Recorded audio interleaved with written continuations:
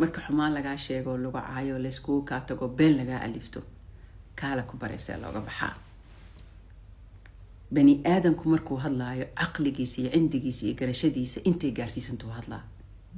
marka qofka wasakhda iyo nidaam darrada iyo xaaraanta bani aadamka ku tilmaamaya ama wuxuunan ahayn ku sheegayo kow asaa ah hadalkaas inuu adiga ku dhibano waa go-aan adiga aa gaaraysid wasakhda markaa aragtid fiiri tuba nadiif ah wasakh kama imaato qof wasakh sheegaya hadday tahay gudihiisu wasakhda ku jirtaa marka waxaadan adiga ahayn aad ogtaha aqbalin hana u jawaabin qofkaas aa u jawaabaysid meeshuu joogo ku gaarsiinaya fahan mustawaha aa taagan tahay wuu hadlay qofaana hadalkiisa bangi laga sarrifaayo ayna jirin adigu xanuun iyo kuga haynin marka qofka xumaatadu raba ha sheego inaa aqbashid oo hadalkaas ku dhibo kaliya macna ku yeelan kara sababta macna uu yeelan karana waxay tahay qofka markaa u jawaabtid oo hadalkiisa qiimo u yeeshid mustawahu asiga joogo uu ku gaarsiiyay naftaada bar difaaca adiga haysatid hadallada qaarkood inaad bloogtid is ogow qofkaa tahay macaaytamo xumaan ma sameeyo qof sheegayana wuxuu agteeda ka yahaaba iska yarbo hadafaa leedahay danaa usoo kacday eesaan nimaan qaadin kama daba qaaqato waxaadan ahayn qof lacag kaagama soo bixin karto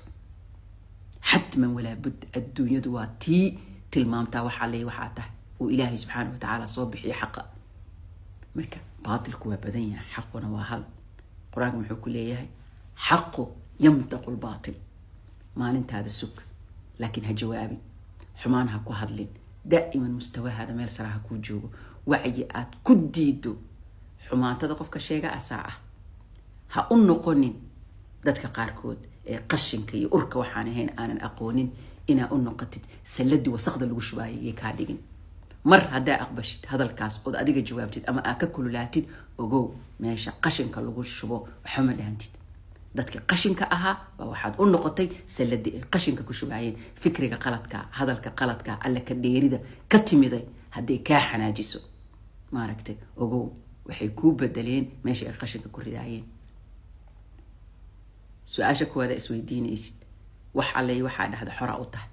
tilmaamtaada xora u tahay qof kasta adduunka waxaa loo keenay camal inuu ka shaqaysto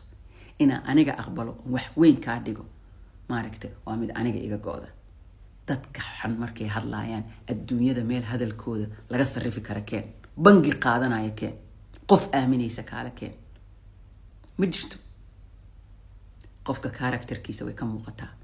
marka xumaanaa ahayn lagugu sheego yaa waxaa waaye idaa jaa-adka madallatii fi naaqisin fahadihi shahaadatun lii biannii naajixun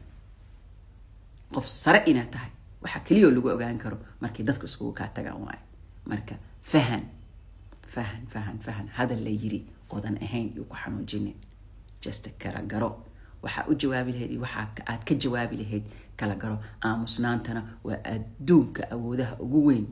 ama jawaabta ugu adag oo bini aadanka qashinkaa loogu jawaabo hadalkiisa meel ha ka soo qaadin danihii adduunya aa laheedna raaco perfect aa noqonaysaa adi baroobee shaksiyadaada inay kuu dhibsto insaan karaama leh aa noqonaysaa hadalka xun meeluu gala ma leh